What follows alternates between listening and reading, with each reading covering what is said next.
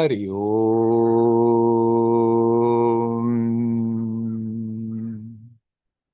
Hari Om.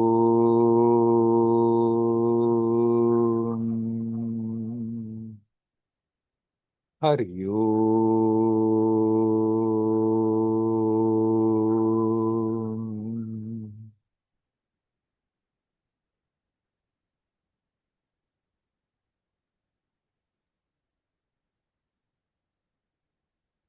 Hello, my friend.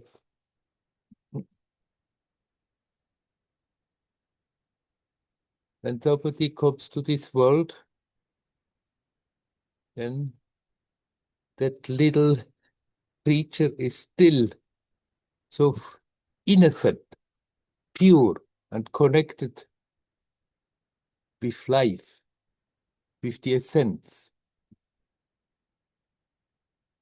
and open like a sponge. And from the first moment onwards, one is bombarded with all the ideas, with all the shortcomings, with all the tensions, with all the contradictions of all the people around. And of course, one picks up lots of it. Baby is open like a sponge and picks it up. After that, when one starts to think for oneself, it's not more so easy, but still the influence is strong. Especially certain things that are being repeated and repeated, they just go into the consciousness and into the subconscious, and from there they work, even if you are not aware that they are there. And so we build up our conditioning without being aware that we are doing so while growing up. Now, Maria asked, there are often thoughts coming that they are not my thoughts and they don't make sense. But then I become aware, these are thoughts of my family when I was little, thoughts that don't fit in my world, that don't fit in my experience, and still they come. And even from the present, things that are being heard over and over, suddenly she becomes aware, okay, I'm thinking also like this. And basically, the thoughts don't make any sense in what I believe in my world. They are not my thoughts. And exactly, it's happening like this. But the most powerful ones are those that we have been picking up when we were small. Those there, we just pick up and pick up and pick up. And then they are so deeply rooted in the subconscious that people who never try to observe themselves, they will be influenced by them the whole life long, till they drop dead. Certain ways of thinking, certain ways of reacting to things, certain ways of producing emotions in particular situations or towards people, towards certain kind of people.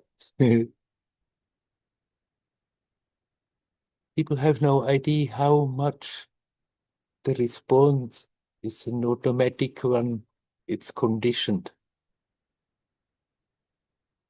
So Maria, not Maria, Maria, don't worry when you see that. In contrary, it's a very good thing that you are aware of it.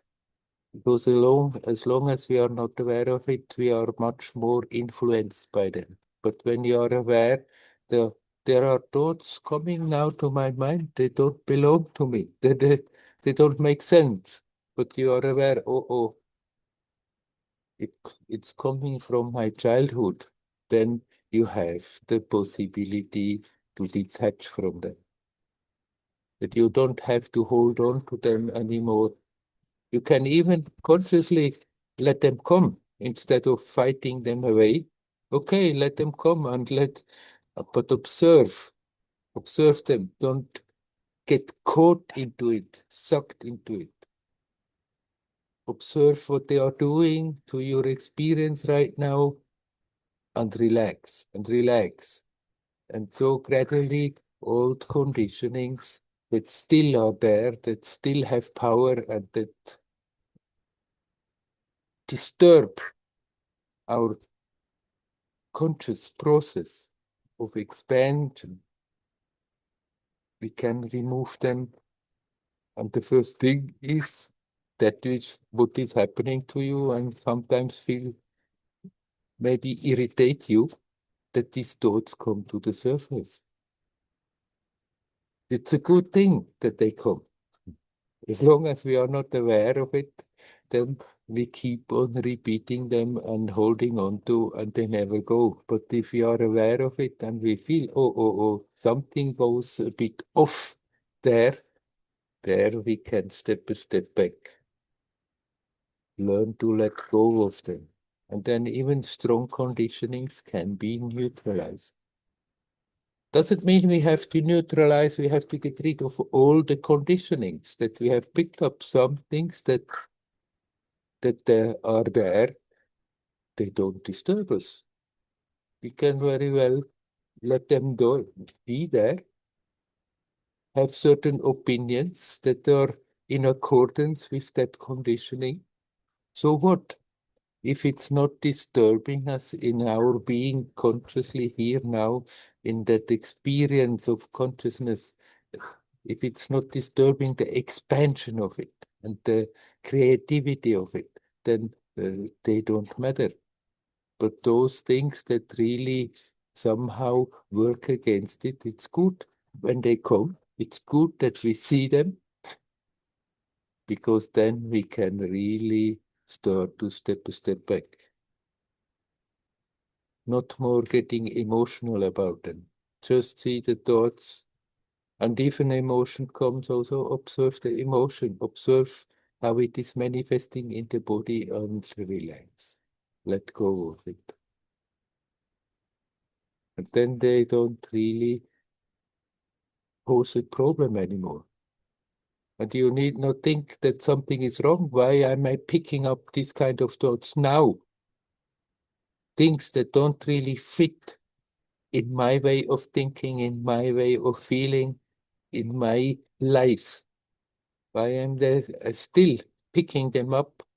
It's an automatic process that if we are not very alert, then we do pick up thoughts, especially things that are being repeated. That's the official propaganda machine also from the power side, from those who are ruling the people, repeating and repeating and repeating things that people stop questioning them. It's good that we see thoughts, they feel basically wrong, that we learn to recognize them and then take a distance. Not try to suppress them, let them come, but don't buy into it.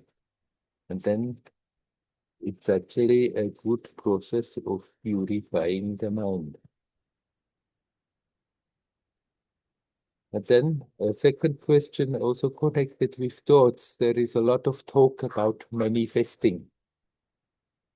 It's very popular to talk about manifesting, that one can consciously manifest one's destiny, things in one's life.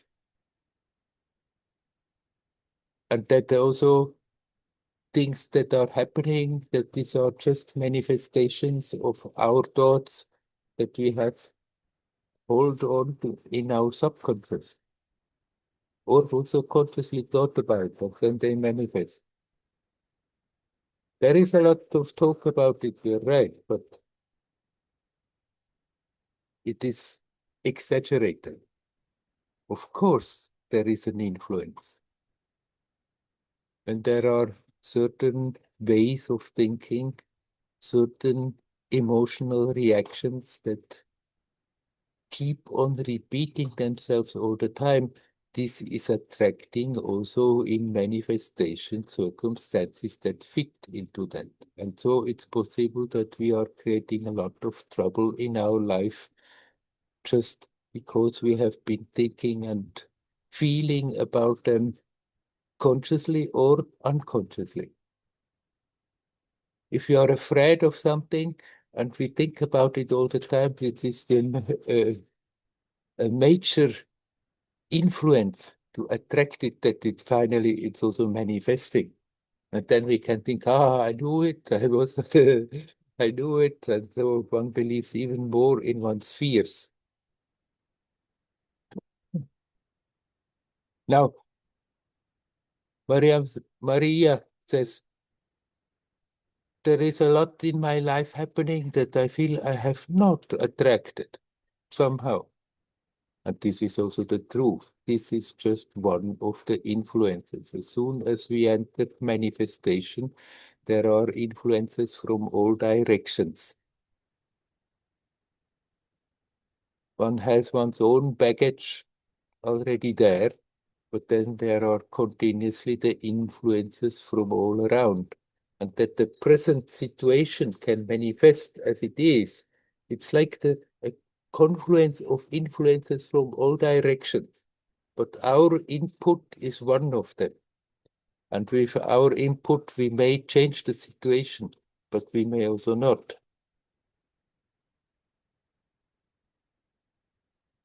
So don't think that if bad things are happening in your life, brood about it and think, what have I done? What have I thought? How have I brought this about? Just deal with the situation. Sometimes the situation is teaching us something very clearly. And it's clear, oh, there I had my part in it. And I can be careful not to repeat it. But if that is not happening, don't waste your time trying to figure out what have you done that this has happened. Then you just deal with the unpleasant situation as good as you can, as creatively as you can, and let it go. Now, many people are in that current of wanting to manifest the future. And it's possible to very much influence the future. And if one keeps on systematically thinking things into existence, they are most likely then to manifest. But it is very questionable if it is worth the trouble to do so. We can manifest and manifest and manifest, and whatever we are manifesting, it's never enough.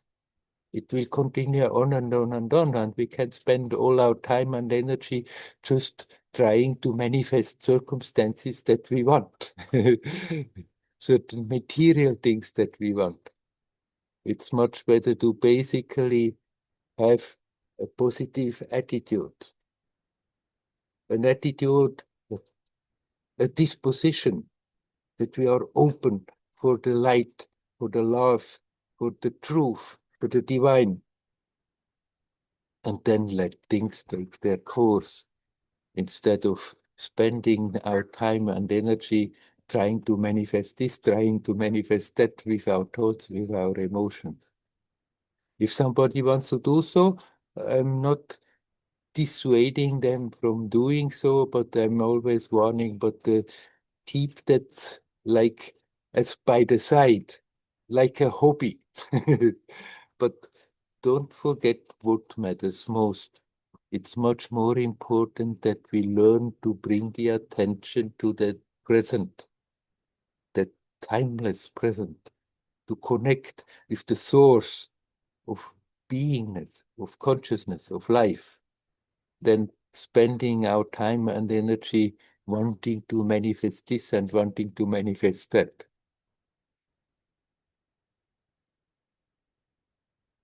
It is the powerful force but it's one influence amongst the others. And if one does that, the scale may be tipped and it's manifesting. But if there are too many forces pulling in the other direction, it may also not manifest. And so also with what is happening, it's not all just the manifestation of our thoughts and emotions of the past, but that has certainly brought something into the current. That has certainly an influence, but there are many other influences and they come together and manifest. So we need not be in the present and wreck our brain. How have I done this? How have I done that to myself? But rather just be conscious in the present. Conscious that we are not unnecessarily filling our subtle space with negativity, that we are not hanging on to negative reactions we have towards people or towards circumstances, towards the world happening. But even if we see a lot of destruction and negativity, that we learn to connect with that divinity. That is the best influence for the future. That is the best influence in the present. And that, incidentally, is also the best influence for the whole rest of the creation.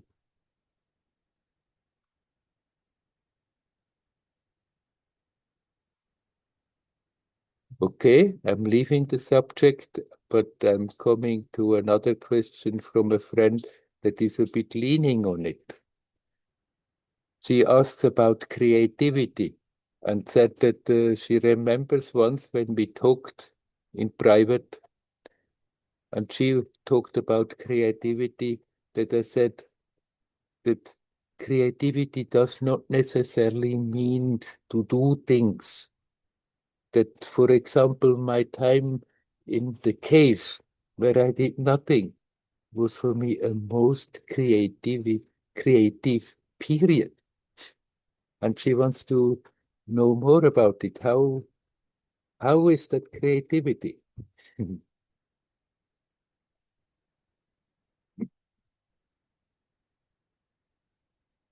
Basically, we are all divine beings. And that doesn't change. Even if we have forgotten it, even if we are in all kinds of troubles, even somebody who is working against and doing bad things, essentially, we are all divine beings.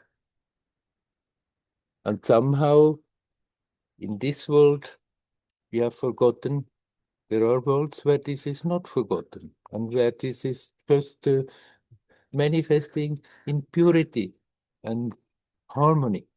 But in this world, the challenge is that we have forgotten and then we have put all these layers, these barriers in between our conscious experience and what we really are. And to consciously turn the attention in the right direction is a most creative act because it eventually gives us the possibility to consciously touch that source of all creativity, the source of life, the source of consciousness. That's why I was ready to say that I felt my time in the cave where I did nothing was a most creative period, not because I was manifesting. Usually we have the idea when people talk about being creative of building things or being an artist, making music, painting pictures, writing poems, making sculptures, doing something creative. These are the manifestations of creativity. But every time you really turn your attention back to your source, this is a most creative act. It brings you closer to that creativity. And the more you can dive into that source, the more it will just flow through you. You may after that be inactive and not do anything and still be a very creative being that is radiating this creativity. Or you may be a very active person and then that capacity to touch that source of creativity will start to manifest all by itself. Great artists, they have that capacity, even if they don't know that they are doing that. They are capable of connecting with that at least to some extent, and then after that express it. Whatever special talent they have, express it through their talent, making nice, painting nice pictures, making statues, doing anything creative.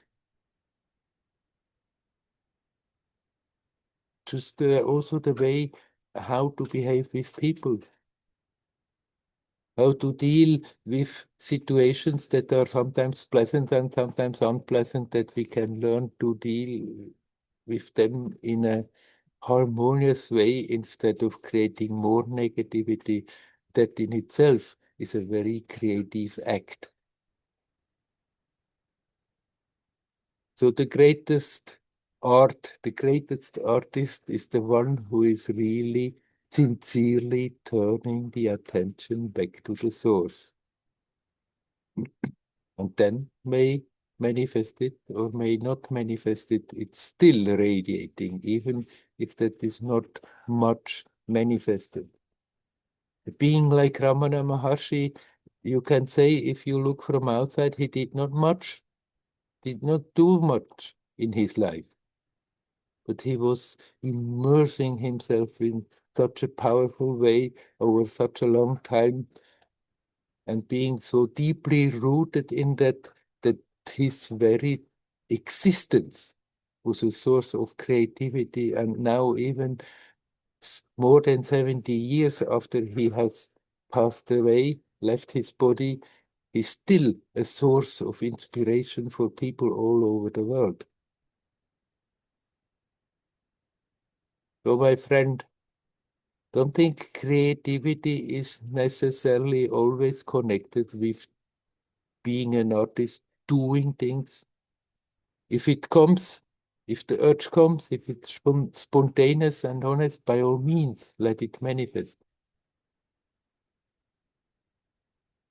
But you can be in your retreat, as you are now, and be extremely creative by simply, sincerely observing your mind, seeing where the attention is going, and then bring it back to the essence again and again, and learn to relax in it, learn to let go, learn to dive into that source. That is the most creative act. Mm. Okay, I'll leave also this subject now. And now I'm asking you, my friends, is there anyone here who would like to come in and say something? You are welcome to do so.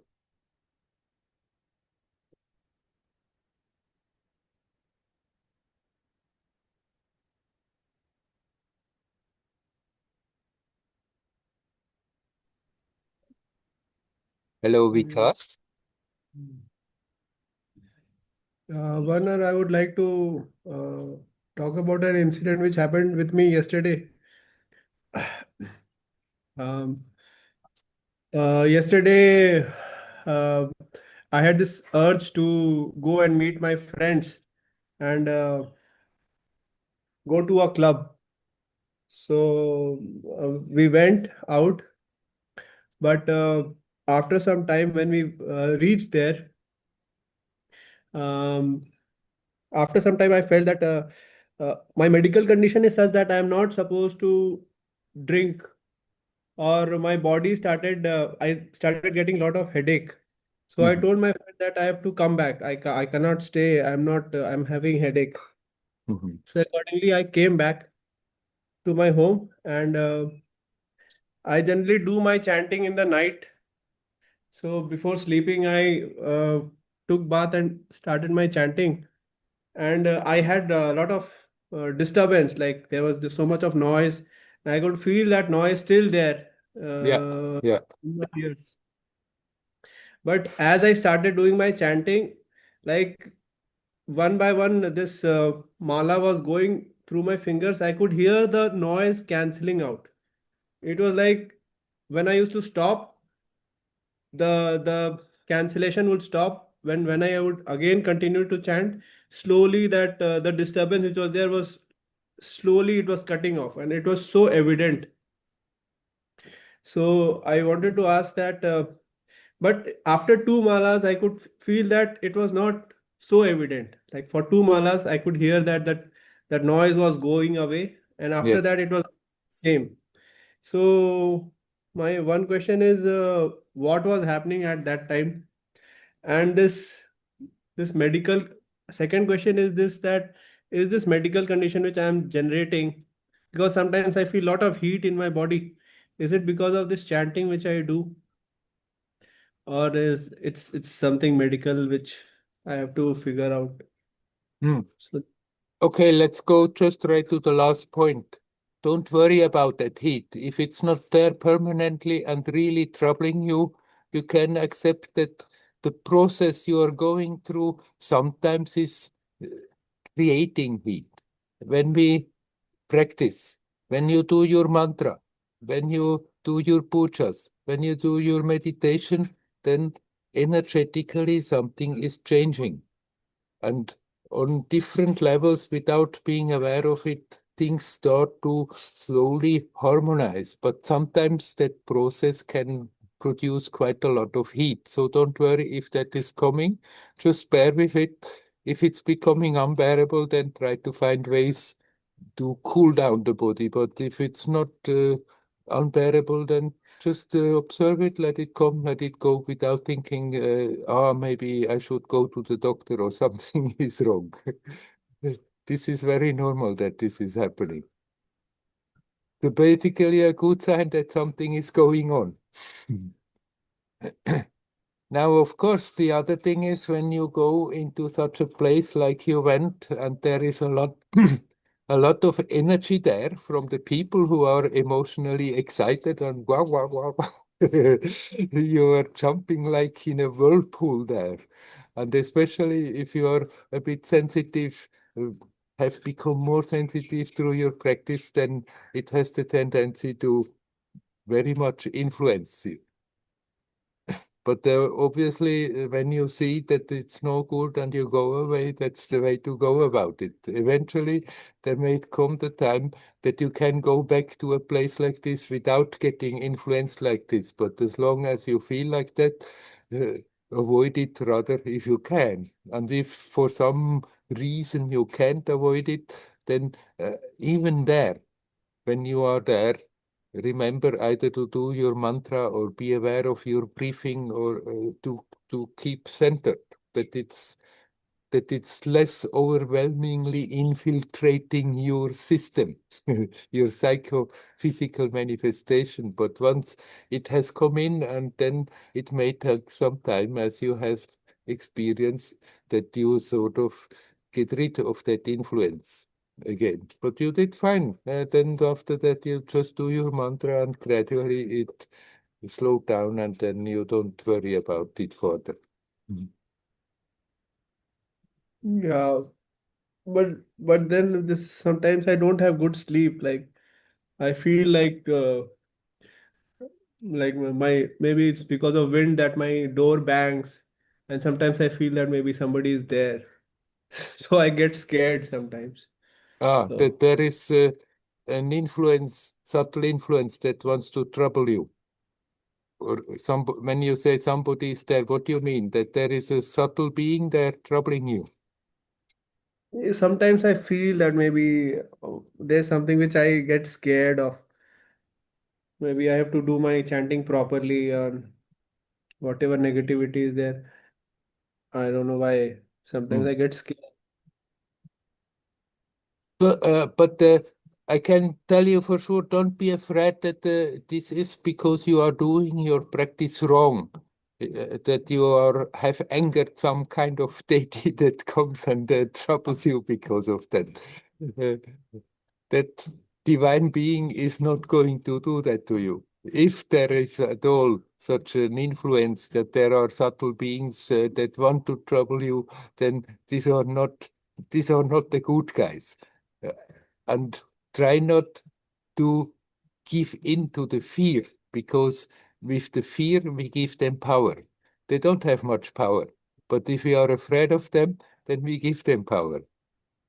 And even if the fear comes, then accept, all right, the fear is coming, but then instead of getting sucked into it and a victim of it, step out of it and just observe the emotion, observe what it is doing to your experience, and then you continue, do your mantra and hold on to that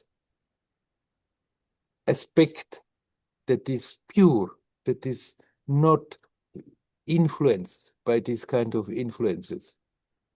So if you can't sleep and that is happening, then if it's too much, then you just sit up for some time and do your practice, and eventually you get tired and you can sleep again. But don't be afraid.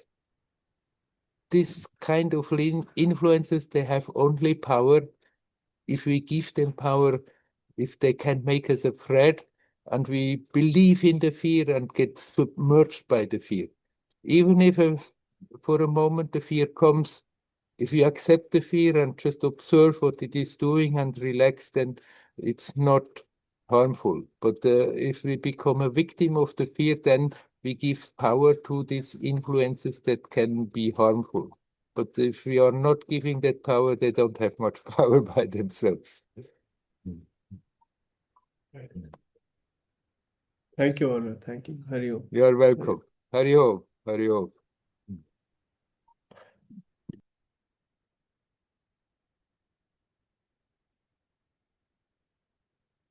Did anybody else who would like to come in?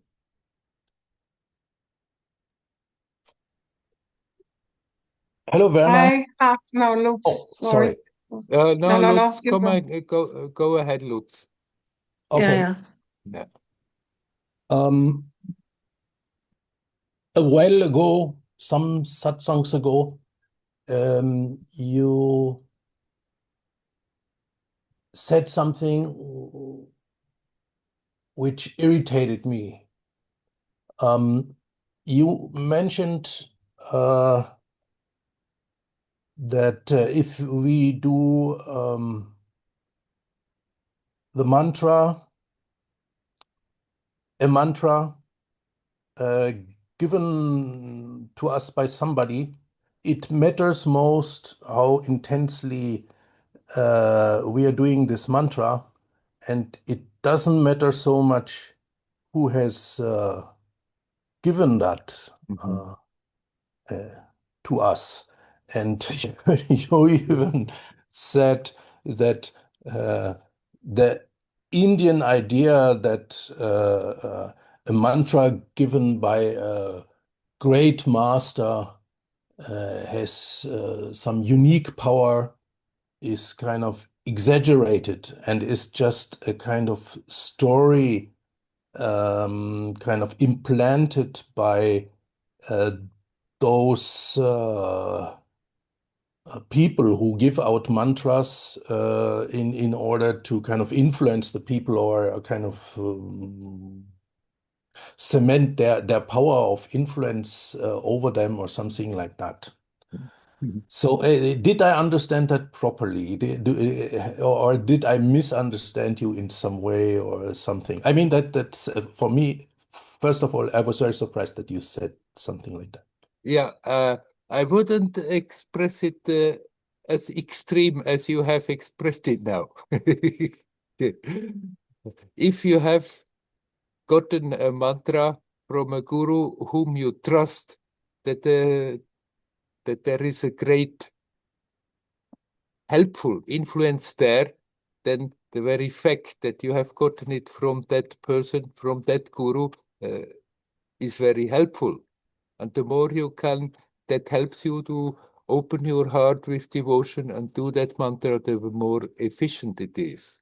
But it's still, even if one has gotten a mantra from a guru, if that mantra after that is being done mechanically, then there is much less in it than even if somebody picks up a mantra by himself and does that, but with real intensity, with attention, not mechanically repeating that, and the mind is all over the place in spite of that, then that mantra that is being repeated with intensity, with attention, is much more powerful, whether it's being given by a guru or not. But if on top of that it has been given by a guru and you have faith in that guru and that helps you to connect with what that guru is manifesting for you, then there is something extra to it.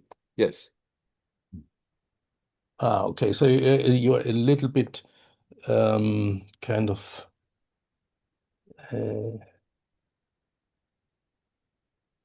tell us that that's also a very important aspect, who gives the mantra. I mean, my own experience is that for some time I was very interested in acquiring some sort of occult powers, some kind of special capabilities, Yeah.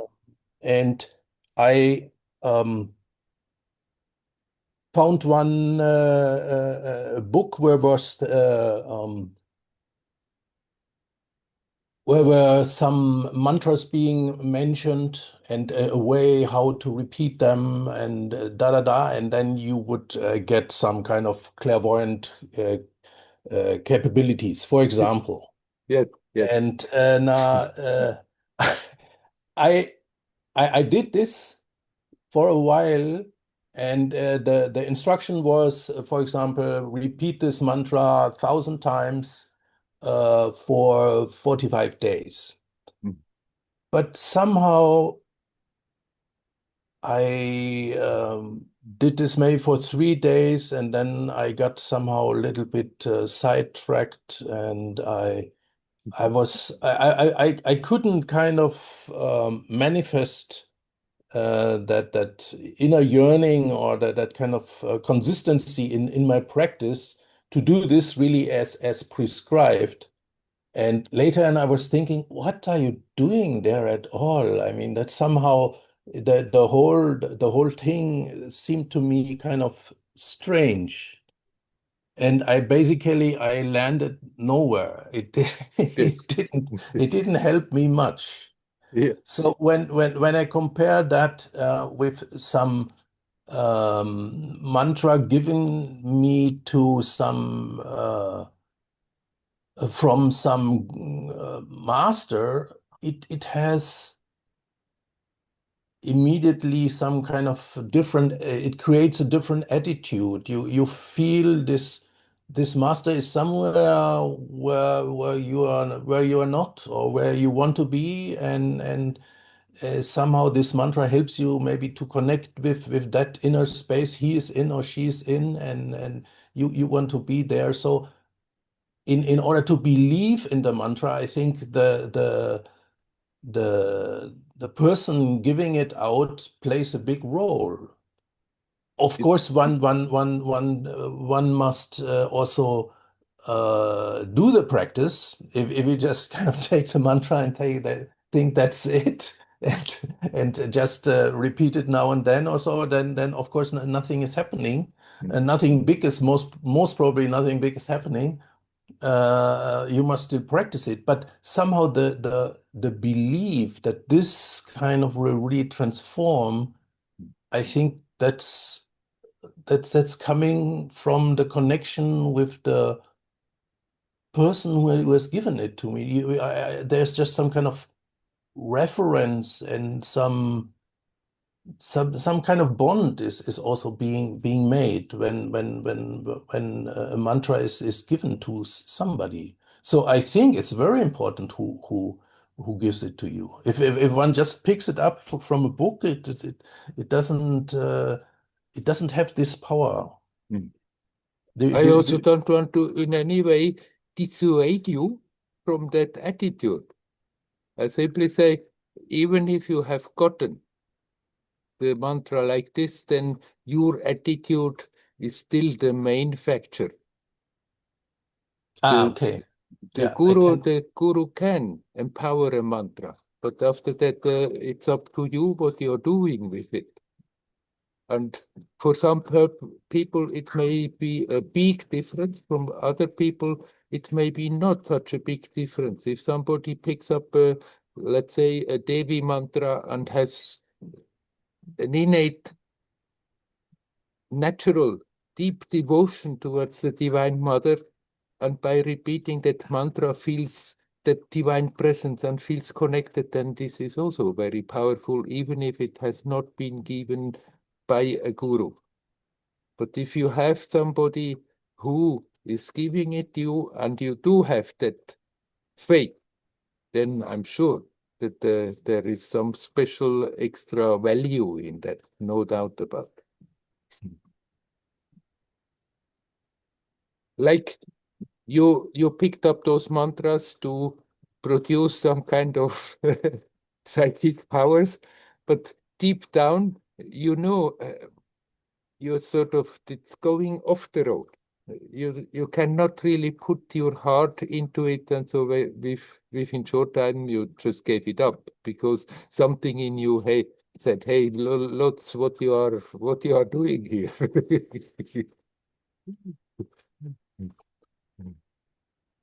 Whereas if you have a mantra that has been given by a teacher and you have faith, then you feel when you do that yes, you are connecting in the right place.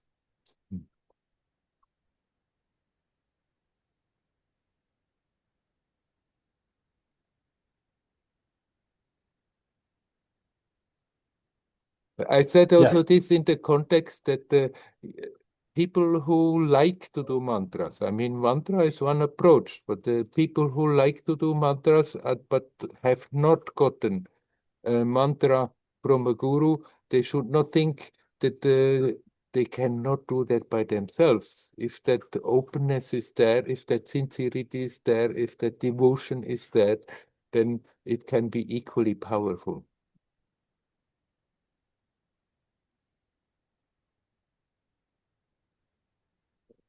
And if by chance they are then meeting with a master who gives mantra, can still ask then the mantra, the guru to empower the mantra.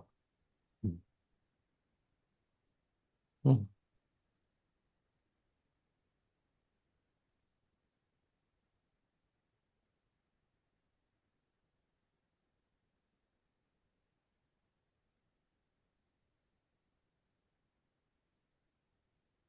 One big obstacle on the way is that we are always doubting that the doubt comes in, does it do anything? Is it helpful?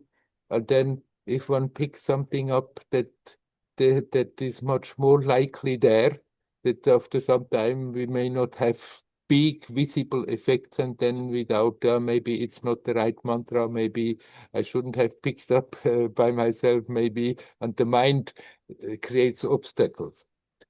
And one can easier overcome those obstacles if one feels somebody with the authority to give that mantra with the right connections. then then uh, if even if doubt comes, it's easier to let them go and think, oh no, that being knew what they were doing. Hmm.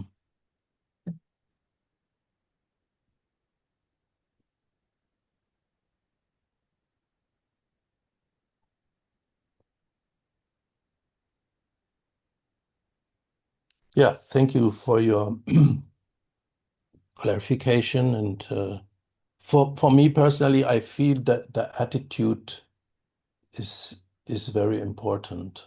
Mm. How one does with with what intent. Yeah. Definitely. The attitude is the most important thing. The basic intent that is there. Because as you mentioned, mantras can be used for any kind of things. They are even used to cause harm. Black magicians are also working with mantras and stuff.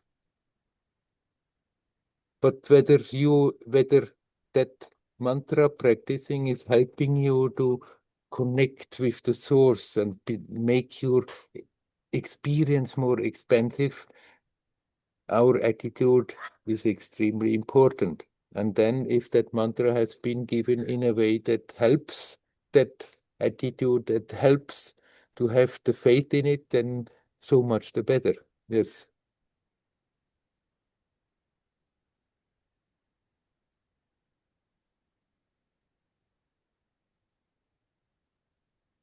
Well, shall we leave it at that? Yeah. Yeah. Thank you. Okay. Hari Om, Hari Om.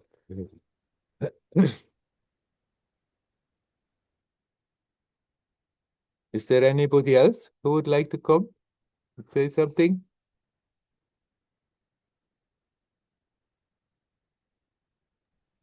Ah, Hi. yes. Hello, Leela. Hmm. Um, I wonder if there's something like reality in regards to events, because nowadays we are exposed to so much information,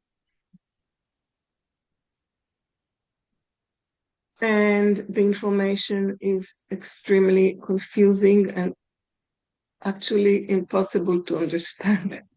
Yeah, yeah. Specifically, I'm more now connected, of course, to what is happening in Israel and around Israel, the US, the Iran wars, and all that.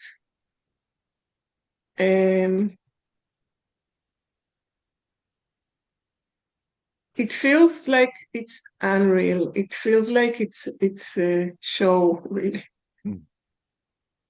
Mm.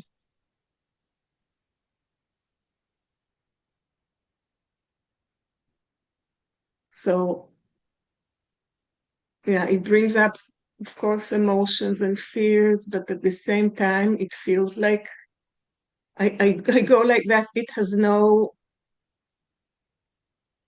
reality there. There's no reality in it somehow. No flesh, no material, No substance.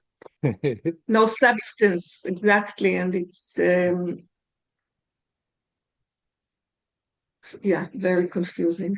Hmm. You're going in the good direction. Simply don't Sorry? you're going in the good direction. Simply don't get Ah, confused by it. mm, This world is not as real as it appears, but it's real as an experience right now. This present moment is real as an experience. But then all the stuff that we are thinking that has happened in the past, that will maybe happen in the future, is something that that is in the mind. It's only now that you are touching reality. It's the only point you ever touch reality. Now, here, now. All else is in the mind. Now we have been living in a world, and there is that whole story, that whole memory is there. It's there, it's real as a memory, but that's all. The past has no other reality but that it's a memory, it's in the mind. And now, in the present, we can bring in the past if it is for practical reasons, whatever knowledge is there in that memory, it's very useful as a storehouse of information to bring in something useful in the present. But then we keep the past alive by being attached emotionally, by feeding our life force into those memories and make them real, give them a reality they don't deserve. If we stop doing that, then the past is just a storehouse of information. And then in the present, you can apply that information if necessary. But if you stay in the present, then you are also not afraid of the future. Even if you can see in the current, within time and space, there may be some bad things happening. If you are not giving the future already the reality that it doesn't deserve, then we become aware the future is also like the past, is only in the mind. It's only now that you are touching reality. Right now, it's real as an experience. But that solid rock, so that rock solid reality that we believe usually in, that this reality is so solid, so rock solid. It is so because we think about it all the time.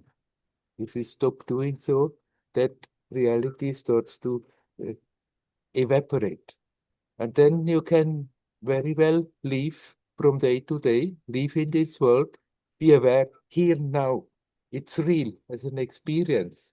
And stop taking the whole damn story so serious. Just play your role in it.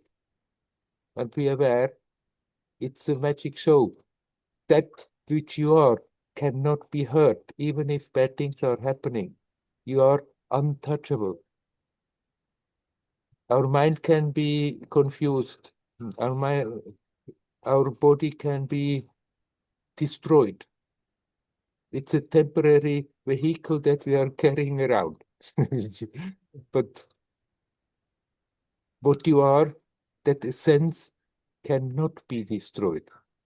So we can go from moment to moment, getting richer for the experience, essentially remaining the same, and yet the experience of that essential reality keeps on expanding and unfolding, and partly by all the experiences that we have. It's real as an experience right now. After that, it's a memory.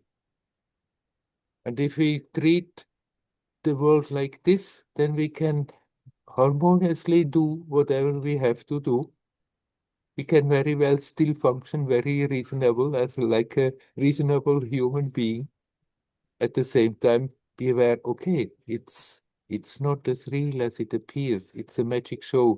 For some time, I'm playing along with it. So for some time, I'm playing my role in it. But I need not take it so serious. We are here to learn, to grow, to expand, and that we can do. And the rest we can take in stride that right now it seems in this manifestation, in this appearance, is a lot of negativity and a lot of bad things happening. We can also accept that maybe this is necessary on that level to go through a certain phase to give the chance for humanity to manifest something more harmonious, more beautiful. But the best way to contribute that this can happen is that we are not being a victim of the situation, but that you connect with that which is not touched, which cannot be destroyed, which cannot be hurt, and then playfully go about this apparent reality without taking it too serious. It's temporary.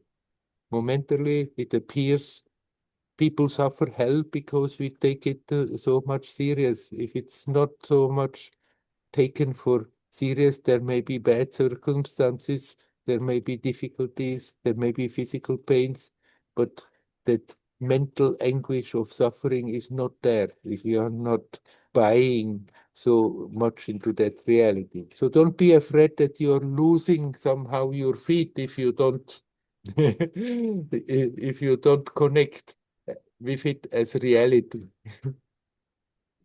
I don't feel I lose my feet. It's the opposite, actually. But I just wonder about fear.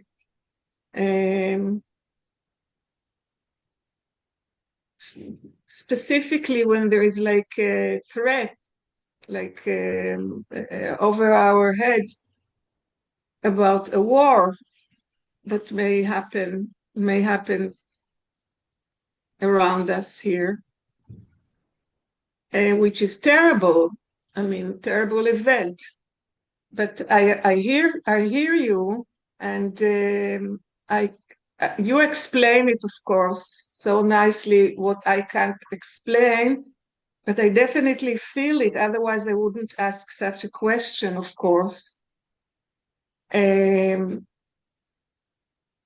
yes, physical pain, and I had an accident like 2 something months ago, and I'm fine now, and I have the power, the power to cure, and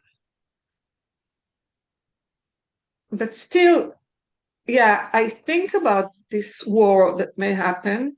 Now, when I'm talking to you, I don't have any emotions coming with it. I'm telling it to you like I went to have coffee before and had a nice cake and so in the forest here. So great. I mean, great. But part of me remembers, as you say, that wars are wars after all. Yes, and it's horrible. And yet, if you fill your present moment with that possibility of all the horrible things that can happen, then you are producing that yourself for yourself. Right. Right now, we are sitting here and talking with each other. And that horrible thing is not happening.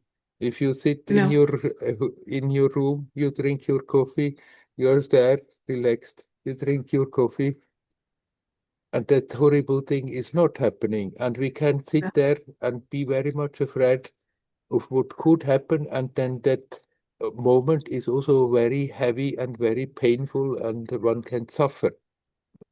Mm. Of course, it's not something that one can laugh about and say maybe a war is happening. But if the moment comes, then you have to run in the shelter, then there you are not even suffering. You know what to do, you're doing it, you are alive, you're doing what is needed. But when we sit quietly in the room and we think what could happen, then it can become very unbearable. Mm. Instead of That's a that, good it's much better to just be in the present and connect with that which is really alive, because the rest is only in the mind. And there is that Absolutely. source of beauty and joyousness. There, Yeah. it's not being uh, destroyed by wars, it's not being destroyed by anything. And we can connect with that. And for that, in that way, your moment right now feels fulfilled and not full of fear. And even if fear comes out of habit, the thoughts come and then the emotions come, it's natural that then that emotion comes sometimes. Then you don't fight with that emotion. You just accept the fear comes, but instead of hanging on to all the details that could come and happen, that brought about the fear, bring the attention back to experiencing the fear and experience it consciously, see what it is doing to your experience right now, and then it stops being a terrible experience. It becomes very Right. interesting when you observe what is happening physically, energetically, when that emotion is there, then suddenly that emotion is not something that makes us suffer. It's something very interesting.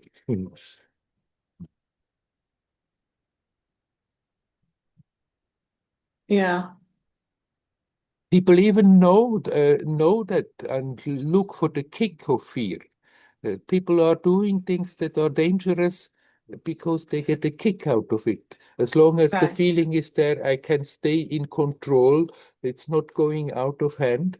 Then people are looking at go on a roller coaster and get the kick Yeah, my of the son used to do it a lot. Yeah.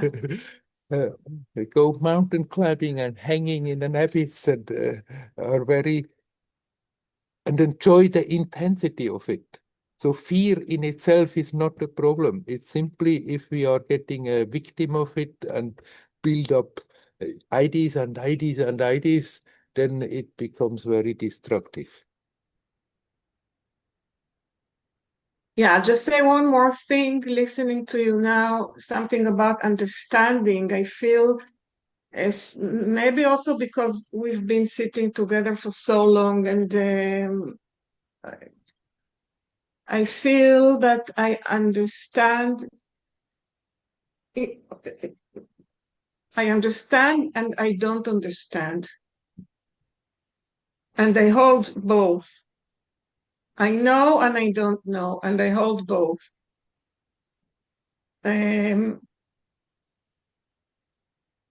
So, do you understand what I say, or is it a bit vague? No, it's fine. Yeah. Yes, of course. We can talk, can have explanations, but the explanation is just a pointer. What matters Yeah, is your experience. it's a And different the kind of words can never understanding. really grasp it, capture it, but the words can Yeah, point in the right direction that can inspire us to deal with our life situation right now in a creative yeah, way. yeah. It's a different kind of understanding, which I can't really describe. We can understand certain mechanisms. We can understand that it's good to direct the attention in the right place, but there is no way of understanding what is really happening now. Okay, right. Yeah, yeah. Okay. But you experience, you are alive. You Yeah, cannot say you don't know it, but it's not that you with your intellect grasp it. It's experience. It's real as an experience. yeah. Okay, Werner. Thank you. My dog You're came welcome. to listen here. She came closer to Yeah, listen I saw to his what. ears sticking out. Yeah, yeah. Yeah. Okay.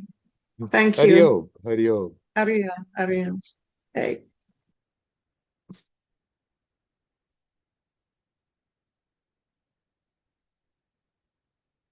Would anybody else like to come in? Say something?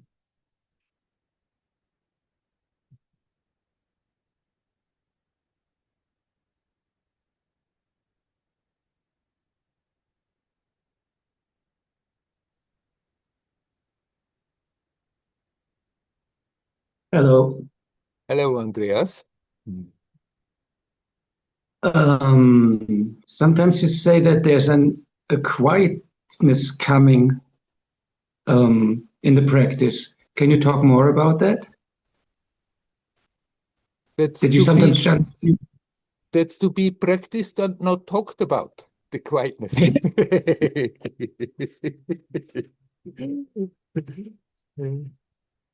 um, I mean, when you said sometimes you suddenly feel very calm and peaceful. Yes. Um, what's the importance of that, or is this a very important part of the practice or your teaching, or?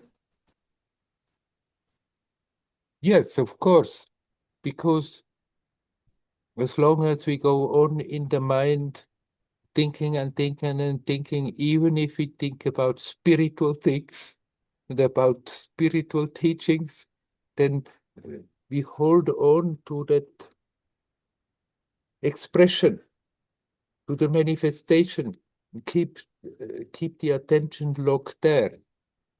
And when that continuous ramba, ramba, ramba stops, then it's like the attention has much more of a chance to dive back into the source. I'm not saying it is absolutely necessary that there is no thought at all, but basically, the less thoughts there are, the more you are free to just be, to be in real touch with reality, instead of the reality that we are creating in our mind. The reality that is being produced much by our conditioning that has happened unconsciously, what we have added to it.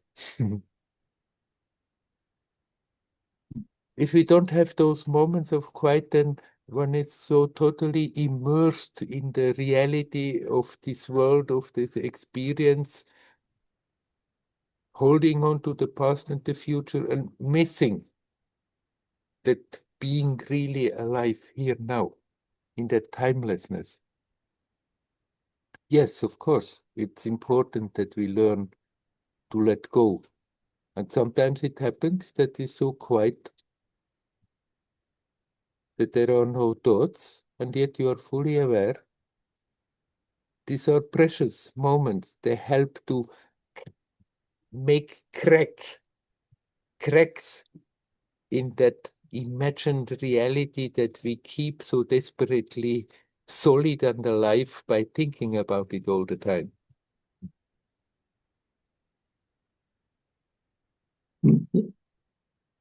This morning I felt very quiet. It wasn't that there were no thoughts, but it was just like a peaceful quietness there. And I thought, maybe that's what Werner is talking about. Yes, of course. Then you can stay with it and be open, and then it becomes stronger and it becomes deeper and more. That it helps you to think more and more back to the source. Great, yes. Don't dismiss this as something not very important, thinking that real progress means flashing spiritual experiences. They may come, they may go, but this quietness is very helpful. So come back to that as good as you can. Yeah, but before I was more hunting after these special spiritual experiences.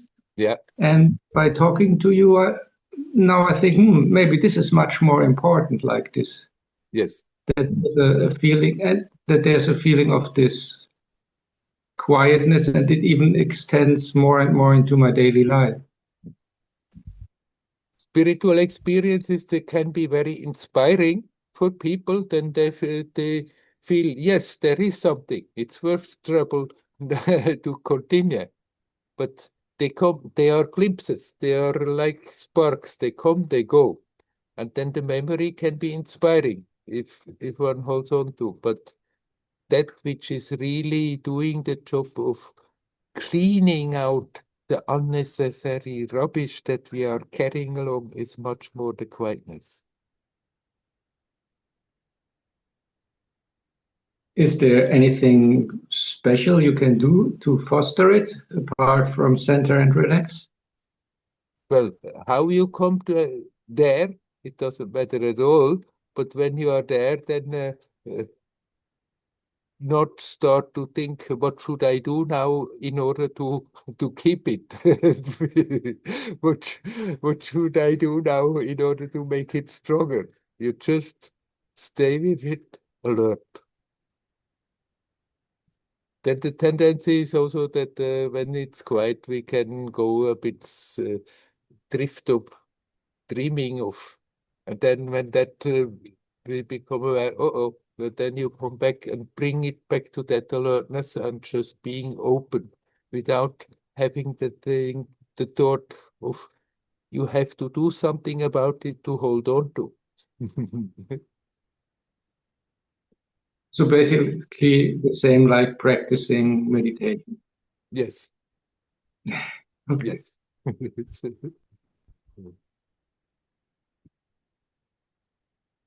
Yeah, that was my question. Good.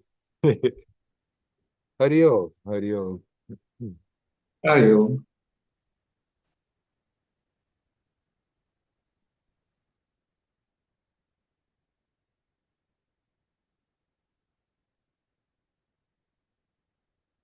Ramana kept on inspiring people, make your mind strong. And he gave different practices to different people.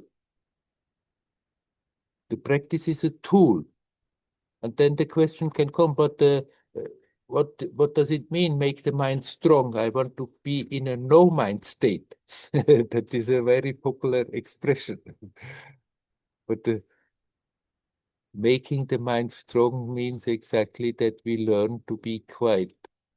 A strong mind is not the mind that is thinking like mad. A strong mind is a mind that is capable of becoming quiet. And then, when there are no more thoughts, there is no mind.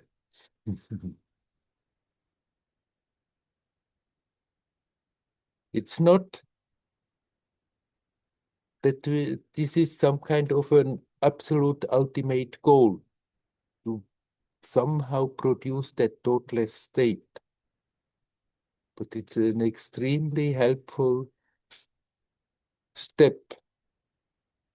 And as I said to Andreas just now, it's not absolutely necessary also that there should be absolutely no thought.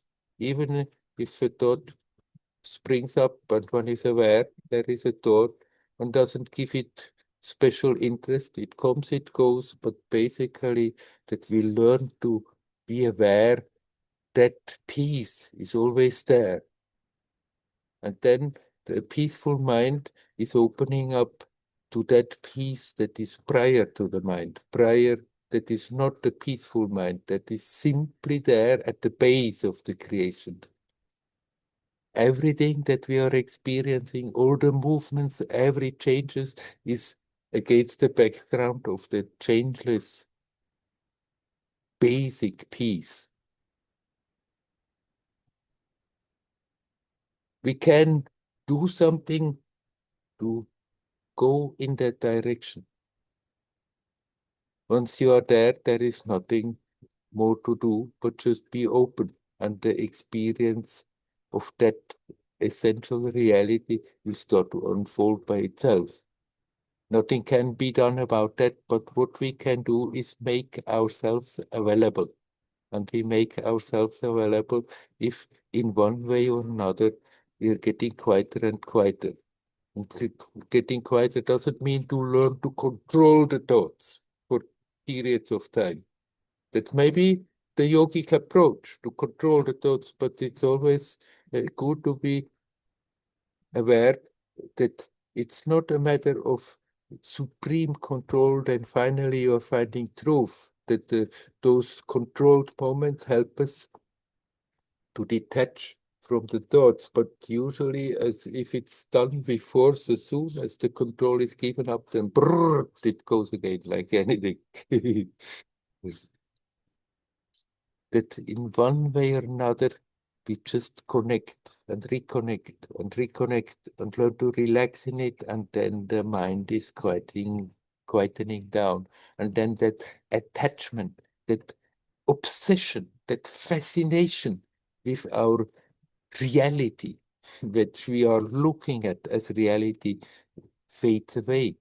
It loses its glitter, it loses its attraction, because more and more that awareness comes from increased experiences, that when there is that quietness, when there is that relaxation, when there is that openness, there it opens up something very beautiful.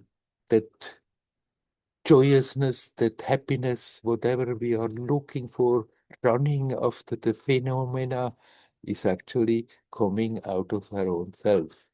And in order to be capable of becoming aware that it is there all the time, that it has never been absent, we have to learn to quieten down.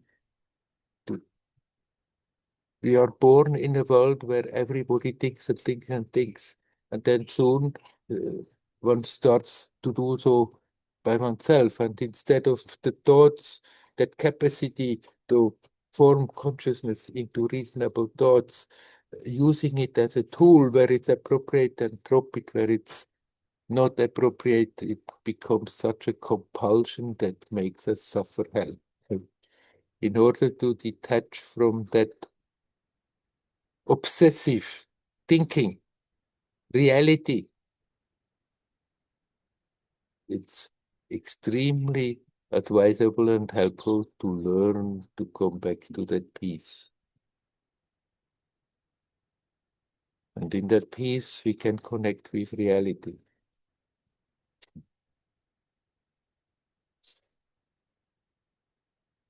Is there anybody else who want to come in, say something?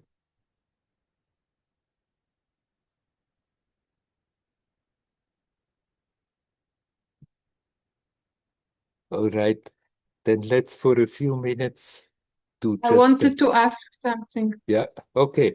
Is it okay? Yeah. After listening to you, I often wonder why, when I share the experiences with people, with Mm. friends, they tend to rather fast. I mean, not listen, not so much, so able to really listen, and rather fast to give me advice. And I've started developing such rejection from for that. Why is it that people do it? Do you have any idea? Well, why is it that you have to talk about it? To Maybe, share? yes, that Why is very, to talk about it? To very, talk about it with you now, or no, that's different. But to ah talk it with the friends, that's a very ah popular thing. Sharing.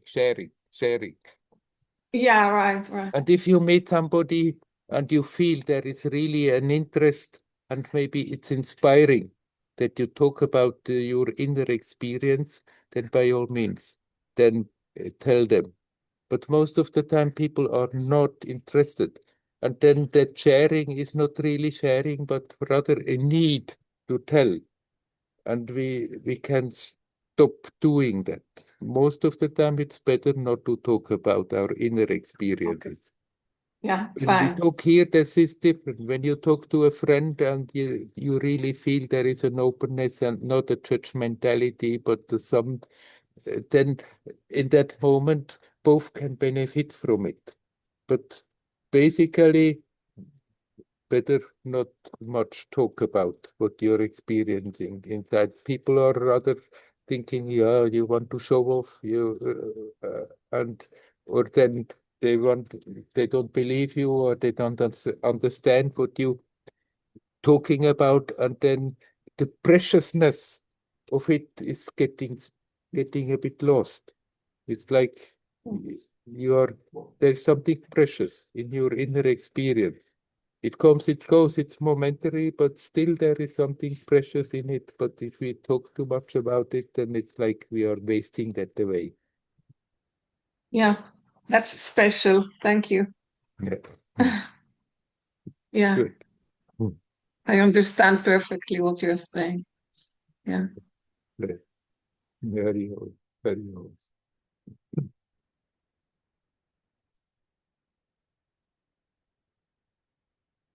Let's just a few minutes for a short time. Just keep quiet. What I have been talking before about it. What Andreas has brought up. Just be here,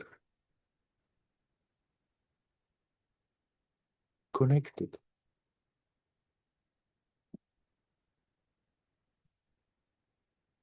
Just be conscious.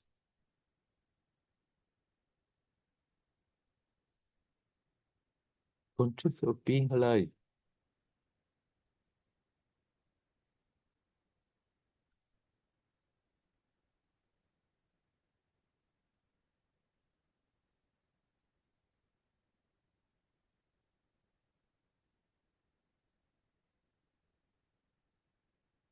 Relax. Relax the body. Relax energetically.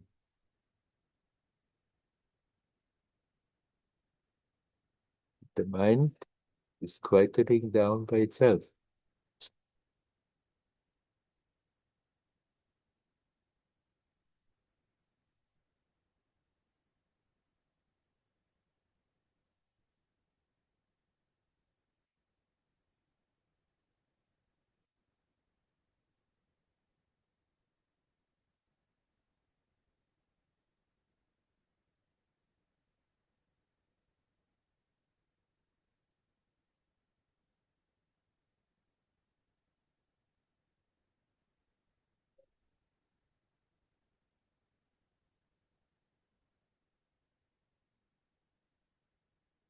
Thoughts may come in, just don't get interested.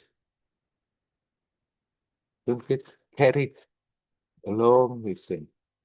Let them come, let them go. You are here, now, conscious. Consciously conscious. Consciously alive.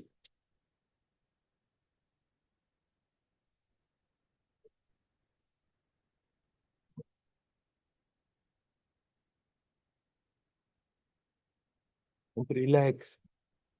Relax in it.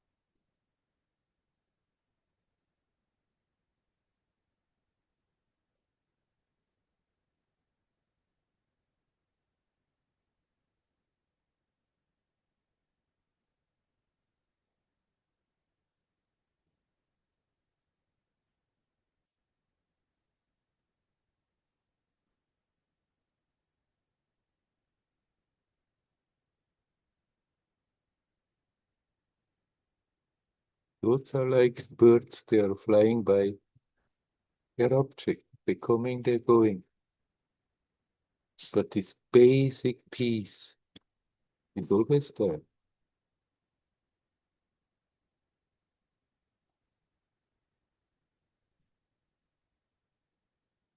You just have to learn to consciously connect, bring the attention back and relax into it. Relax. Let go.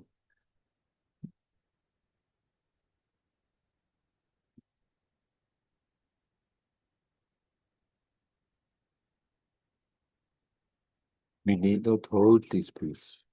It cannot go away. It's the base.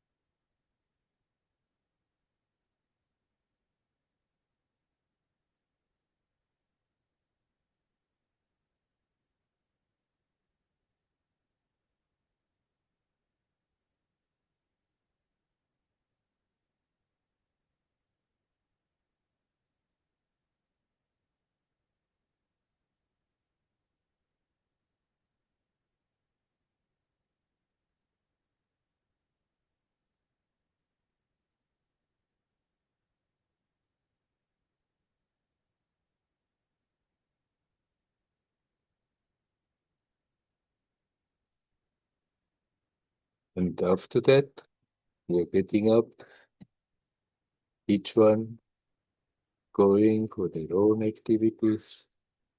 Still, that peace is there.